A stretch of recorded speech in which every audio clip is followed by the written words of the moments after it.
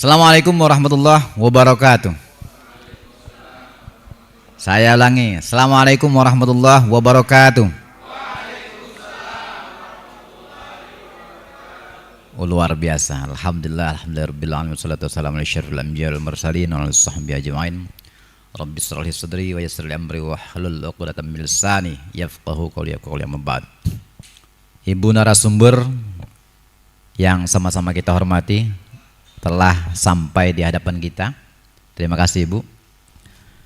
Bapak Ibu sekalian, para sekretaris, para kasubag atau yang lainnya, bersyukur kepada Allah Subhanahu wa taala. Mari sama-sama kita ucapkan lafaz alhamdulillahirabbil alamin. Bersalawat kepada Muhammad sallallahu alaihi wasallam. Mari sama-sama kita ucapkan lafaz Allahumma sholli ala sayyidina Muhammad wa ala sayyidina Muhammad. Bapak Ibu sekalian, kami tidak akan berpanjang mukadimah. Pada hari ini tanggal berapa? 16 ya. 16 November 2023. Alhamdulillah kita sudah hadir pada hari ini. Dari malam tadi Bu, kita sudah malam hari, kemudian pagi hari ini sampai dengan selesai waktu nantinya. Bapak Ibu sekalian, sebelum kita lanjutkan acara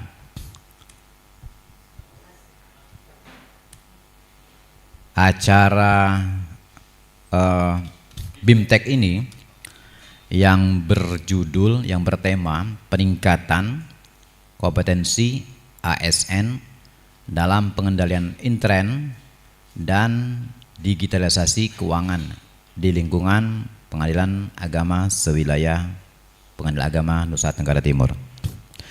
Bapak Ibu sekalian, kami akan kenalkan nama Ibu Renita Dwi Anggraini AMD AK, benar Bu? Betul Pak. Pelaksana Seksi MSKI KPPN Kubang, benar Ibu ya? Betul, Pak. Baik Ibu ya, Bapak Ibu sekalian, ini kita sudah kenalkan Ibu Renita Dwi Anggraini AMDK, kelahiran Sidoarjo 23 Juli 1999. Wih, masih muda kali Ibu ini. D3 akuntansi PKN STAN. Bapak Ibu sekalian, kami akan berjamu mukadimah. Kami mohon kepada Ibu sekalian, ketika acara berjalan selama lebih kurang 2 jam, dari jam 8 sampai jam 10, lebih kurang 2 jam, mohon kiranya Bapak Ibu sekalian memperhatikan, menceksamai dan mengikuti acara ini sampai dengan tuntas. Ketika ada sesuatu masalah, mohon kiranya disampaikan dan kita akan pecahkan. Lebih baik bertanya kalau kita tidak tahu. Mohon kiranya sampaikan setuntas-tuntasnya Bu. Kalau tidak bisa kita jawab di sini, mungkin Ibu nanti tinggalkan WA ke Bapak Ibu sekalian. Itu jadi sementara ini itu yang kami sampaikan. Nanti kita mohon Ibu membuka sekaligus perkenalan, menyampaikan kepada Ibu sekalian. Sekali lagi kami tekankan pada Bapak Ibu sekalian, mohon kiranya dengan seksama, semangat, apa yang kita tidak ketahui mohon ditanyakan dengan beliau. Oleh karena itu Bapak sekalian, mari kita buka acara ini dengan sama-sama melafazkan lafaz basmalah. Bismillahirrahmanirrahim. Sebelum kita lanjut, kita ya dulu ya. Ya. Berdiri Pak. Biar semangat dikit. Bapak Ibu sekalian mungkin sudah tahu semua. Pagi. Luar biasa, Ibu ya. Baik, selamat pagi. Pagi, luar biasa. Alhamdulillah, tapi nilainya baru 90. Kita 100 saja. Agak kuat dikit ya. Selamat pagi. Pagi, luar biasa. Alhamdulillah, Bapak Ibu sekalian silakan duduk. Ibu sekarang sudah lentur semua, ketegangan mereka sudah lentur semua. Silakan Ibu membuka dan sampai dengan akhirnya kita tutup. Kemudian sekali lagi kami tekankan untuk seksama mengikuti acara pada pagi hari ini. Baik, terima kasih Pak Yuli atas kesempatan yang telah diberikan. Selamat pagi Bapak Ibu semuanya. Assalamualaikum warahmatullahi wabarakatuh. Izin memperkenalkan diri terlebih dahulu. Saya Renita dari KPPN Kupang. Saya bekerja di bagian seksi MSKI KPPN Kupang. Jadi saya bekerja di KPPN Kupang itu dari awal penempatan ya CPNS di tahun 2021 sampai dengan saat ini terhitung 2 tahun. Jadi mungkin masih bisa dibilang junior lah ya dibandingkan Bapak Ibu semua yang ada di sini gitu. Nah, bicara terkait dengan manajemen satker dan kepatuhan internal di seksi MSKI sendiri Pak, kita ada manajemen satker itu untuk melakukan bimbingan atau pembinaan, pendampingan kepada satuan kerja di lingkup KPPN Kupang itu ya. Jadi mungkin di sini Bapak Ibu pengelola keuangan sebenarnya sudah secara tidak langsung bersinggungan atau berhubungan dengan saya gitu ya. Terutama untuk yang ikut join di grup-grup WA KPPN Kupang gitu. Ada grup PPSPM tuh atau grup Sakti, grup Bendahara. Baik, lanjut ya Pak. Nah, mungkin Bapak Ibu sudah berhubungan secara tidak langsung di grup WA ya selama ini gitu. Nah, untuk terkait dengan kepatuhan internalnya sendiri, kami itu tugasnya melaksanakan pemantauan pengendalian intern di unit kerja kami gitu Pak, di KPPN Kupang. Jadi terkait dengan untuk pengelolaan pengaduan misal atau pemantauan kode etik pegawai di KPPN Kupang, termasuk juga pengendalian internal yang lain. Salah satunya itu pengendalian internal atas pelaporan keuangan yang akan kita bahas pada pagi hari ini ya, di sharing session ini gitu. Nah, mungkin sebelum masuk ke materi, sebenarnya saya juga sudah pernah bertemu dengan Pak Yuli ya. Terakhir mungkin di acara Stakeholder Day KPPN Kupang bulan September lalu ya Pak. Nah, beliau ini meraih penghargaan sebagai PPK terbaik untuk di Satker lingkup KPPN Kupang gitu ya. Itu merupakan prestasi yang membanggakan ya Pak, karena KPPN Kupang sendiri itu merupakan KPPN dengan jumlah Satker terbanyak ketiga Pak se-Indonesia. Jadi kita satkernya tahun ini ada 286 satuan kerja gitu. Nah, kalau bisa prestasinya itu dipertahankan ya Pak, karena kan lebih sulit untuk mempertahankan daripada untuk meraih sebenarnya gitu. Nah, mungkin lanjut saja langsung untuk materinya terkait dengan pengendalian intern atas pelaporan keuangan. Ini untuk rundown acara hari ini saya lihat setelah saya nanti ada pembahasan terkait PIPK lagi ya Pak dengan Biro Keuangan gitu. Nah, mungkin jadi di sini saya menjelaskan secara garis besar dan inti dari PIPK sendiri itu seperti apa gitu ya. Ya, baik. Nah, ini kita bicara tentang pengendalian intern atas pelaporan keuangan, itu kita tidak hanya membicarakan tentang laporan keuangan ya Bapak Ibu, tapi kita membicarakan tentang seluruh proses dari pelaporan keuangan itu nanti sampai disajikan dan diungkapkan gitu. Jadi memang PIPK ini itu merupakan proses end-to-end dari awal sampai akhir yang nanti di mana kita fokusnya atau kita lihat itu adalah pengendalian atas proses sampai dengan laporan keuangan itu jadi gitu. Mungkin itu untuk pembukaannya. Nah, lanjut. Bicara terkait PIPK, kita tentu tidak bisa lari dari sejarah PIPK itu sendiri ya Bapak Ibu ya. Jadi kayak apa sih PIPK itu, kenapa kita harus menerapkan PIPK, kenapa kita semua sekarang hadir di sini untuk membahas PIPK gitu. Nah, itu sejarahnya seperti ini. Dimulai dari tahun 2008 ya. Jadi sebenarnya terkait permasalahan pengendalian intern itu sudah diterapkan jauh hari sebelum PIPK sendiri itu lahir. Jadi mulai tahun 2008 terkait dengan PPSPIP ya, Sistem Pengendalian Intern Pemerintah, itu di PP 60 tahun 2008. Nah, di sini kita itu sudah menerapkan 5 unsur pengendalian. Yang pertama ada lingkungan pengendalian, penilaian resiko, lalu aktivitas pengendalian, informasi dan komunikasi, serta pemantauan pengendalian intern. Nah, setelah itu ada BPK-RI. BPK-RI ini melakukan penilaian terhadap SPIP yang ada di LKPP, bukan hanya di Kementerian Keuangan, tapi di KL-KL lain juga terkait dengan PIPK ini. Dan ternyata hasilnya nilainya itu cukup kurang baik gitu ya. dan diungkapkan di laporan hasil pemeriksaan BPK di tahun 2015. BPK itu merekomendasikan untuk penerapan CSA. Ada yang tahu nggak CSA itu apa singkatannya? Apa Pak? Ya, CSA ya, itu adalah Control Self Assessment, jadi penilaian sendiri gitu. Nah, sehingga akhirnya 2 tahun kemudian itu terbit PMK 14 tahun 2017 tentang pedoman penerapan, penilaian, dan review pengendalian intern atas pelaporan keuangan atau PIPK pemerintah pusat. Nah, cuman PMK ini tuh masih terbatas karena waktu itu hanya piloting untuk beberapa KL saja. Dan waktu diterapkan ternyata masih banyak kelemahan yang harus diperbaiki, sehingga 2 tahun kemudian diterbitkan lagi untuk PMK 17 tahun 2019. Yang dinilai dia itu lebih efisien, karena tidak semua entitas akuntansi melakukan penilaian PIPK. Nanti itu berdasarkan risiko, mana risiko yang tinggi, itu yang akan dilakukan penilaian PIPK. Lalu untuk periodenya sendiri dilakukan secara tahunan, dan terdapat penyederhanaan mekanisme review PIPK.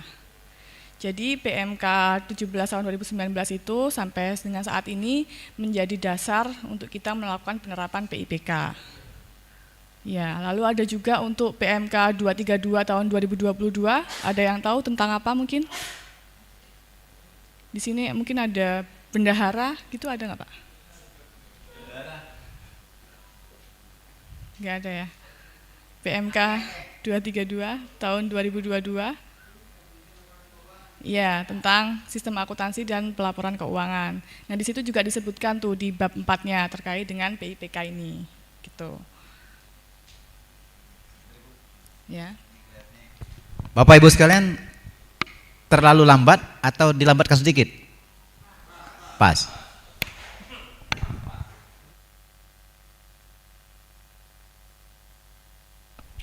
Lanjut ya. Nah, ini untuk pernyataan tanggung jawab. Tentang pernyataan tanggung jawab sendiri, itu untuk seluruh KPA wajib mengetahui bahwa kita semua harus menyusun pernyataan tanggung jawab atas laporan keuangannya, gitu kan. Dan pernyataan tanggung jawab ini di paragraf yang kedua itu berbunyi, kurang jelas ya di sini ya. Saya bacakan aja. Laporan keuangan tersebut telah disusun berdasarkan sistem pengendalian intern yang memadai dan isinya telah menyajikan informasi pelaksanaan anggaran dan posisi keuangan secara layak sesuai dengan standar akuntansi pemerintahan atau SAP. Nah, untuk kata-kata yang secara layak sesuai dengan SAP ini tuh tidak dipermasalahkan karena sebenarnya kita semua itu sudah melakukan upaya ya untuk sesuai dengan standar SAP. Contohnya di Perben sendiri itu ada untuk pelaksanaan telaah ALK atau untuk di KL lain itu ada review oleh APIP atau Itjennya masing-masing gitu kan. Nah, yang jadi masalah adalah pernyataan bahwa disusun berdasarkan sistem pengendalian intern yang memadai. Padahal menurut BPK hasil kurang nilainya gitu, belum yang memadai. Nah, oleh karena itu, hal ini salah satu yang menjadi latar belakang harus diterapkannya PIPK atau pengendalian intern atas pelaporan keuangan. Lanjut, untuk urgensi dari implementasi PIPK sendiri, jadi ada opini BPK RI atas laporan keuangan pemerintah pusat atau LKPP di tahun lalu, tahun 2022, itu hampir semua KL statusnya sudah WTP. Jadi ada 81 itu sudah WTP, tetapi ada satu KL yang WDP. Dan satu KL yang WDP ini merupakan KL yang sebelumnya sudah WTP selama 6 tahun berturut-turut. Nah, jadi hal ini yang salah satu mendasari untuk PIPK juga ya. Jadi belum tentu status WTP yang diperoleh itu menjamin pengelolaan keuangan kita sudah prudent atau akuntabel untuk jangka panjang. Gitu.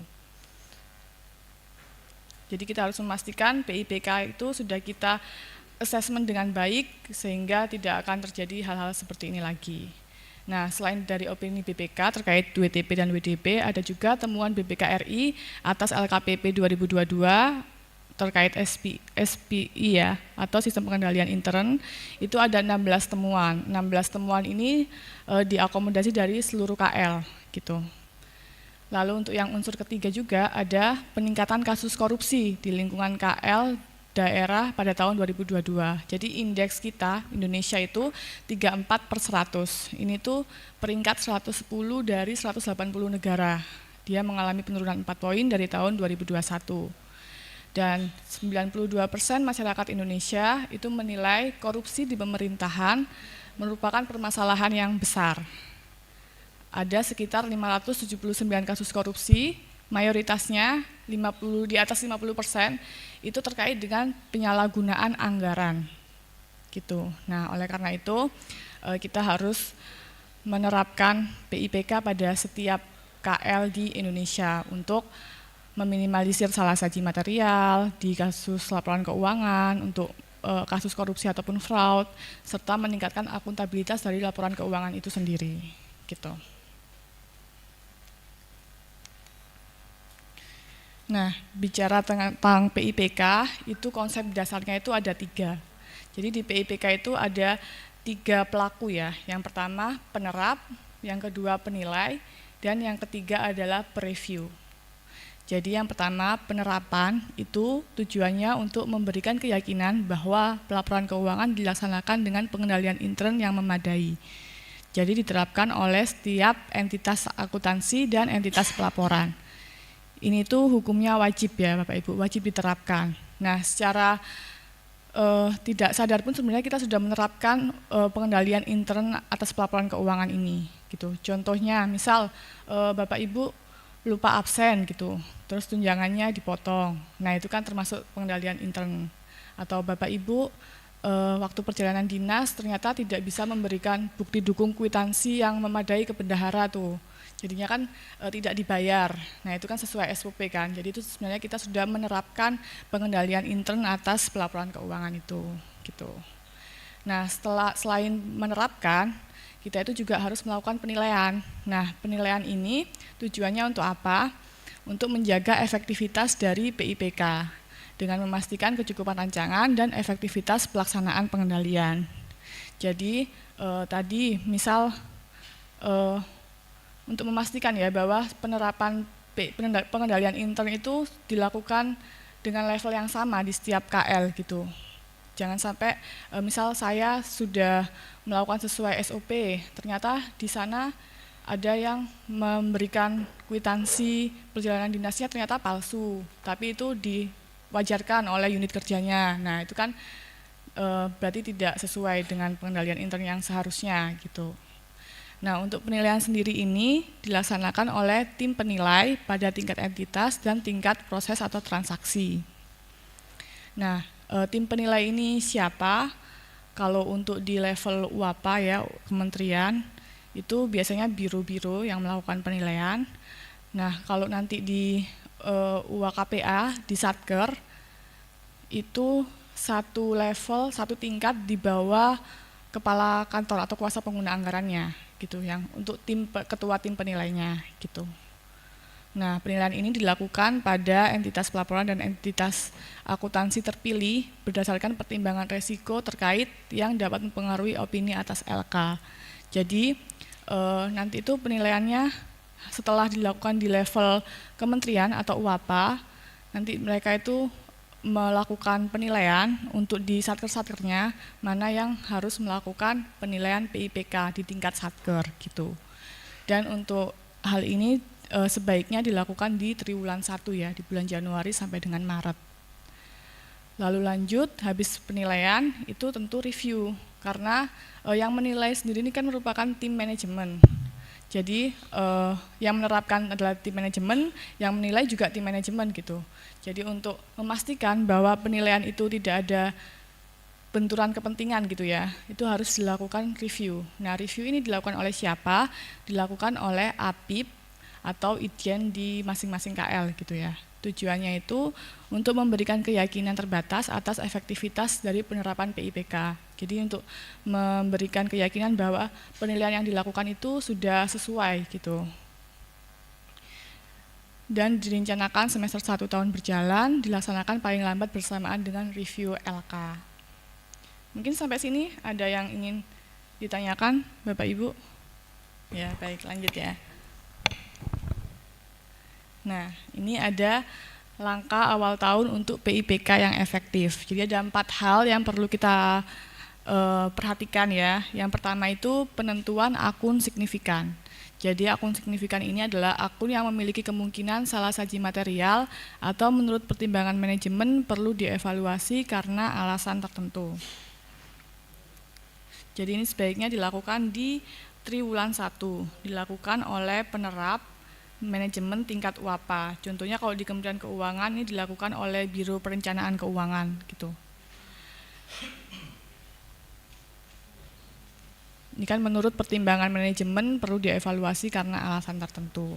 Nah, setelah melakukan penentuan akun yang signifikan, kita itu harus melakukan pembentukan tim penilai tingkat UAPA dulu ya, tingkat kementerian. Jadi tim penilai tingkat UAPA itu diketuai oleh Sekjen, Sekretaris Jenderal atau pimpinan unit lain yang sejenis dan dapat melibatkan unit teknis lain sesuai dengan proses bisnis yang ditandatangani termasuk unit yang menangani TIK. Jadi ini alurnya dari yang kiri ke kanan untuk pembentukan tim penilai, baru kita ke bawah untuk penentuan ruang lingkup penilaiannya. Nah, ruang lingkup penilaiannya itu meliputi periode pelaporan keuangan, lalu tingkat materialitasnya, misal 0% itu berarti tidak ada kelemahan, 0 sampai 0,1% itu apa, nah itu materialitas yang perlu dilakukan gitu ya, ditentukan. Dan satker uji petik penilaiannya. Jadi di level UAPA nanti itu melakukan siapa saja menentukan yang satkernya untuk dilakukan uji petik penilaian PIPK sampai dengan di jadwal penilaiannya. Dan terakhir baru penyusunan desain PIPK sendiri atau di sini yang biasanya kita ketahui dengan istilah RCM, Risk Control Matrix gitu, yang dilakukan oleh manajemen tingkat UAPA dan dinilai oleh tim penilai di tingkat UAPA. Jadi ini kita bicaranya itu di level UAPA dulu. Jadi proses PIPK ini awalnya itu harus dilakukan oleh di tingkat UAPA atau tingkat kementeriannya gitu. Nah, ini ada beberapa unsur penting dalam desain PIPK yang ideal atau desain Risk Control Matrix RCM ya. Untuk menentukan arah penilaian PIPK ini apakah dapat diandalkan atau hanya sekedar formalitas saja gitu. Jadi yang pertama itu kita harus paham tentang proses bisnis di unit kita masing-masing. Pemahaman proses bisnis ini baik oleh manajemen maupun tim penilai tingkat UAPA untuk menyusun RCM tadi. Nanti ada yang istilahnya tabel A, RCM, nah itu dilengkapi dengan yang pertama kita harus identifikasi peraturan atau SOP yang terkait untuk akun signifikan yang dipilih. Setelah itu, setelah kita ada peraturannya, ada SOP-nya, ada dasarnya, kita itu harus membuat flowchart proses bisnisnya. Mungkin ini kita temui di kantor-kantor pelayanan atau kantor kita sendiri ya, bahwa setiap proses bisnis itu ada flowchart-nya. Misal dari awal terkait apa, nanti sampai akhir di output-nya itu diterima oleh pihak eksternal gitu. Itu flowchart proses bisnis. Nah, setelah pemahaman proses bisnis, baru kita melakukan identifikasi resiko. Identifikasi resiko ini sebaiknya menggunakan resiko terkini pada transaksional level. Jadi, misal di unit kerjanya masih belum bisa untuk mengidentifikasi resikonya sendiri gitu. Itu bisa memanfaatkan hasil dari laporan pemeriksaan BPK, terutama untuk temuan-temuan yang berulang ya. Kalau temuan berulang itu kan berarti kemungkinan dia akan terjadi lagi di tahun-tahun atau periode-periode berikutnya. Lalu bisa juga kita mengambil dari laporan pengawasan APIP atau dari risk register. Kalau di KPPN, di kami itu setiap tahun ada yang namanya penyusunan profil dan piagam resiko. Jadi kita secara unit kerja sendiri itu juga menyusun untuk resiko apa saja di tahun berjalan yang kemungkinan terjadi dan bagaimana kita melakukan pencegahan, kegiatan pencegahan atau pengendalian agar resiko itu nilainya turun atau minim dan bahkan sampai tidak terjadilah diharapkan tidak terjadi di periode yang berjalan gitu. Kalau untuk di sini sendiri mungkin ada Pak tentang identifikasi resiko juga di kantor. Nah itu termasuk salah satu untuk di PIPK ya. Pertama pemahaman proses bisnis, yang kedua identifikasi resiko, setelah itu kita harus identifikasi pengendalian yang tepat atau melakukan pengendalian yang sudah ada. pada seluruh resiko yang telah kita identifikasi tadi. Jadi dia itu bisa berdasarkan peraturan perundangan yang berlaku terkait proses bisnis akun signifikannya. Misal nih, tadi terkait dengan transaksi, sudah ada pengendalian internalnya, yaitu ada verifikasi. Verifikasi dari BPK dulu, BPSPM dulu, baru ke KPA. Nah itu termasuk pengendalian intern yang sudah ada. Misal otorisasi juga, otorisasi dari pejabat-pejabat yang berwenang, itu merupakan pengendalian intern yang sudah ada juga. Nah, setelah dilakukan pengendalian intern tadi, identifikasi pengendalian intern, baru ada asersi manajemen. Jadi asersi manajemen ini dapat memberikan penilaian akhir apakah desain yang dibuat itu telah memadai atau tidak, gitu. Jadi jangan sampai nanti waktu melakukan identifikasi proses bisnis yang dipilih itu proses bisnis yang gampang aja lah, yang sekiranya tidak akan kena masalah gitu yang dituangkan di situ gitu. Padahal sebenarnya proses bisnis itu yang banyak resikonya gitu. Misal terkait dengan pengadaan barang dan jasa mungkin, atau tentang kalau untuk transaksi akunnya terkait akun aset. Nah itu kan banyak resiko-resiko yang bisa diidentifikasi ya dari proses itu gitu. Nah, contohnya itu akun signifikan, piutang, PNBP, namun tidak ada asersi terkait right and obligation. Lalu yang kedua ada juga akun signifikan aset tetap, namun tidak ada asersi terkait valuation atau allocation. Nah, jadi intinya 4 unsur penting dalam desain PIPK yang ideal itu ada 4. Yang pertama pemahaman proses bisnisnya, lalu dari proses bisnis itu kita identifikasi resiko-resiko yang muncul. Habis itu kita identifikasi pengendalian yang sudah ada yang dilaksanakan oleh manajemen, baru kita menghubungkannya dengan asersi manajemen gitu. Nah lanjut, ini yang saya bilang tadi untuk dokumentasi proses bisnis atau flowchart. Jadi contoh yang digunakan di sini itu untuk signifikan piutang, akun signifikan piutang. Ini mungkin flowchartnya sudah berbeda lagi ya di sini. Nah, kita kan membuat flowchart tuh dari suatu proses bisnis, mulai dari awal, misal tuh input Nortit ke dalam SIDJP gitu kan.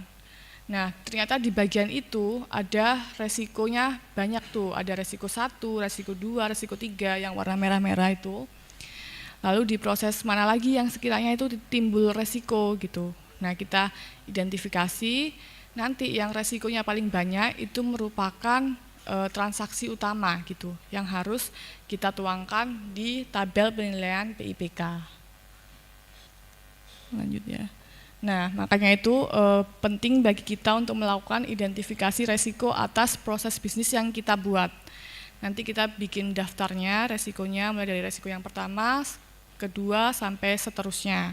Misal resiko yang pertama, penerbitan surat ketepatan atau tagihan melewati batas waktu penetapan. Misal standar SOP-nya batas waktunya itu 2 hari kerja, tapi ternyata ada temuan dari BPK dia melewati 2 hari kerja. Nah itu kan termasuk resiko gitu. Atau misal temuannya nggak harus dari BPK atau dari APIP, mungkin dari internal kita sendiri melakukan pemantauan di proses bisnis di internal, ternyata ada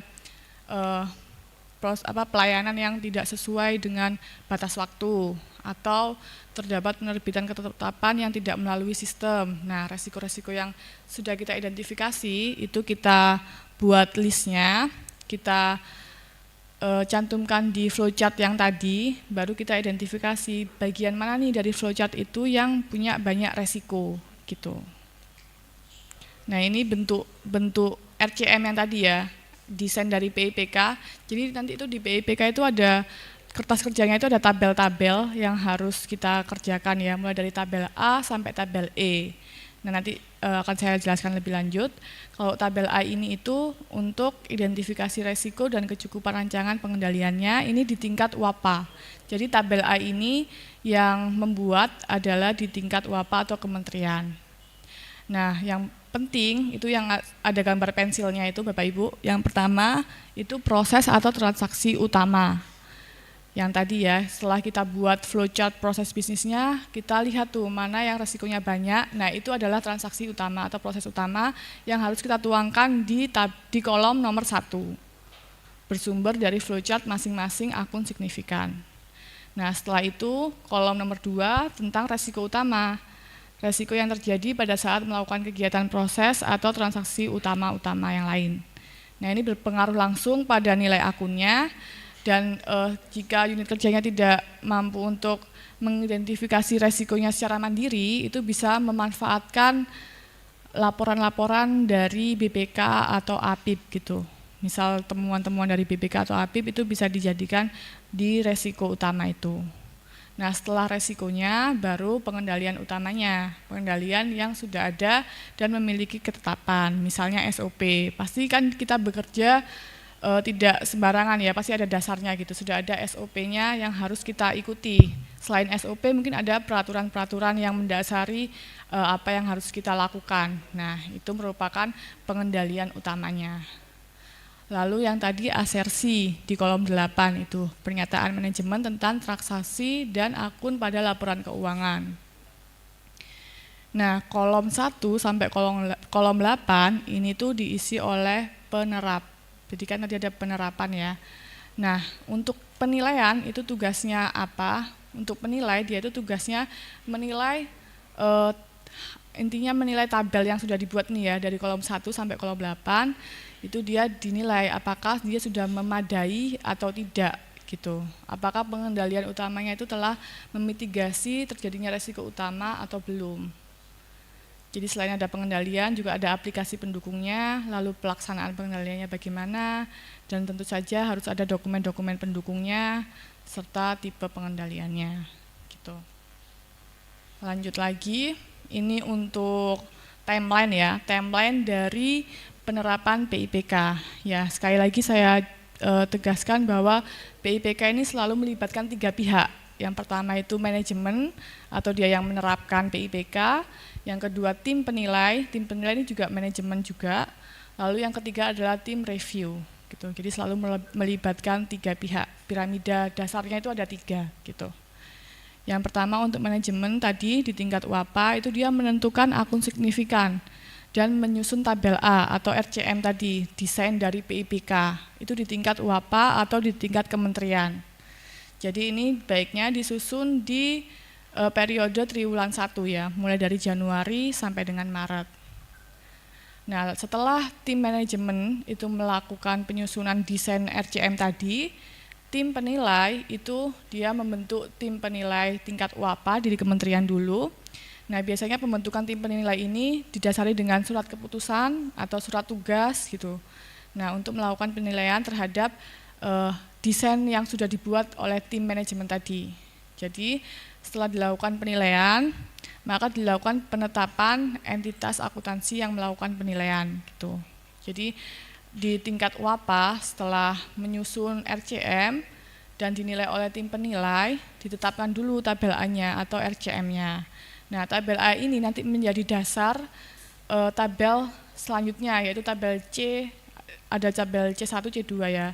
Nah, untuk dilakukan di lingkup satkernya atau di lingkup UAKPA-nya gitu. Nah, setelah selesai dari situ, tabel A, tim review ngapain? Tim review melakukan review atas penilaian yang sudah dinilai oleh tim penilai. Di-review dulu.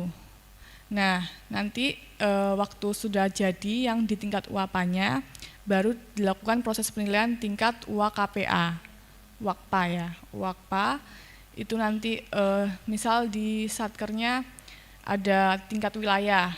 Nah, nanti di satker-satker tingkat UAKPA dikompilasi oleh tingkat wilayah, baru dikompilasi lagi oleh tingkat eselon 1, baru ke UAPA. Tapi kalau tidak ada tingkat wilayah, biasanya dari satker-satker langsung dikompilasi ke tingkat eselon 1-nya. Nah, inti dari PIPK itu nanti adalah ada yang namanya laporan hasil penilaian. Dia simpulan dari pengendalian intern atas pelaporan keuangan ini, efektivitasnya itu apa? Efektifkah? Atau efektif dengan pengecualian? Atau dia mengandung kelemahan yang material gitu.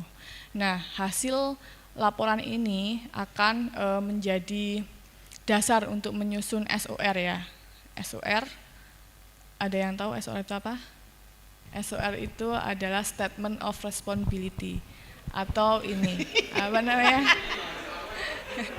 pernyataan tanggung jawab ya, yang Nah, tadi itu. di awal. Jadi kan setiap kita menyusun laporan keuangan, kita harus menyusun pernyataan tanggung jawab oleh KPA-nya masing-masing itu, bahwa laporan keuangan yang disusun itu telah disusun berdasarkan sistem pengendalian intern yang memadai tadi dan sesuai dengan SAP atau standar akuntansi pemerintah gitu.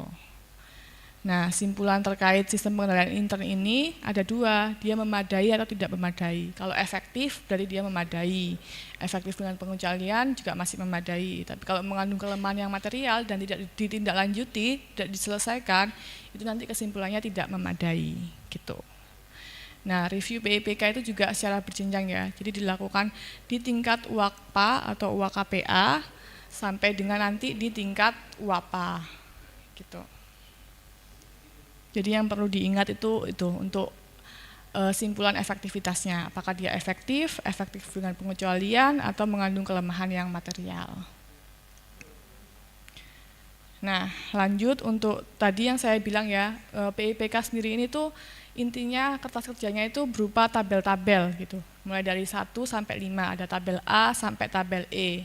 Nah, tabel A itu yang RCM tadi, desain awalnya, ini dibuatnya di tingkat UAPA aja, di tingkat kementerian. Jadi setelah kementerian membuat desain dari PIPK, baru nanti itu tabel A menjadi dasar pembuatan tabel C, C1 dan C2, yang akan dilaksanakan oleh satker-satker di bawahnya, atau tingkat entitas akuntansi. Nah, kalau untuk PT dan Putik sendiri itu sudah sebenarnya given dari PMK-nya. Jadi PT itu adalah pengendalian intern tingkat entitas, di mana dalam melakukan pengendalian intern ini di PMK 17 tahun 2019 itu sudah ada kertas kerjanya gitu. Kita bisa melakukan EPT, efektivitas pengendalian intern tingkat entitas, itu dengan 4 metode. Yang pertama ada wawancara kepada para pegawai di lingkungan kerjanya, atau observasi apakah misal terkait dengan pemisahan kewenangan, sudah ada SK terkait dengan pemisahan kewenangan itu, misal role-nya PPK, PPSPM, bendahara, PPK, PPSPM tidak boleh merangkap satu orang. Nah, itu termasuk di PT. Nah, untuk Putik sendiri itu sama saja sebenarnya sama PT ya. Tadi PT 4 metode itu ada wawancara, observasi, survei. Survei kita bisa memberikan survei ke pegawai di lingkungan kerja kita gitu ya. Pertanyaan-pertanyaannya itu juga sudah given dari PMK. Misal, apakah pimpinan unit kerja Anda telah melaksanakan pengendalian intern yang baik? Apakah pimpinan unit kerja Anda mengetahui bahwa harus ada pemisahan tugas dan wewenang untuk di level bawahnya gitu-gitu untuk pertanyaannya itu survei. Nanti sama ada review dokumen-dokumen. Nah, selain PT ada Putik sama saja, cuman kalau Putik itu lebih ke TIK-nya, teknologi informasi dan komunikasi, lebih ke aplikasi-aplikasinya, pengujian terkait aplikasi ya. Misal apakah sudah ada kewenangan masing-masing untuk user aplikasi yang ada gitu. Misal kalau user di sini kan berarti yang sering kita pakai Sakti gitu ya. Sakti kan setiap role punya usernya masing-masing. Apakah itu benar-benar diterapkan dan dipegang oleh yang mempunyai role itu gitu. Nah, itu termasuk menilai pengendalian utama terkait TIK gitu. Apakah sudah sesuai sistem pengendalian internalnya atau belum. Lalu untuk tabel D itu kesimpulannya memastikan bahwa keseluruhan pengendalian baik di PT, di Putik maupun di tabel C yang dibuat tadi itu telah efektif dan meyakinkan bahwa laporan keuangan telah disusun dengan memadai. Dan tabel E itu untuk kompilasi dari hasil PIPK semua satker ya. Kalau misal wilayah berarti dia mengumpulkan dari satker-satkernya dikompilasi di tabel E. Kalau dari eselon 1 nanti dia kompilasi lagi dari yang wilayah, nanti di tingkat kementerian dia kompilasi lagi dari tingkat eselon 1-nya gitu. Jadi intinya ada 5 tabel, yang tabel A itu di tingkat UAPA, yang tabel B, C, dan D di tingkat satker, di tingkat UAKPA, Lalu yang tabel E terakhir itu untuk kompilasi di tingkat wilayah, eselon 1 maupun kementerian gitu. Jadi secara garis besar PIPK seperti itu. Nah, untuk mungkin nanti teknisnya sendiri terkait lebih detailnya tentang tabel-tabelnya atau proses detail pelaksanaan penilaian PIPK-nya mungkin bisa disampaikan oleh narasumber yang selanjutnya ya Pak ya. Nah, ini gambaran umum dari PIPK secara garis besar seperti ini. Mungkin ada Bapak Ibu yang bertanya atau yang penasaran apa gitu. Baik Bapak Ibu.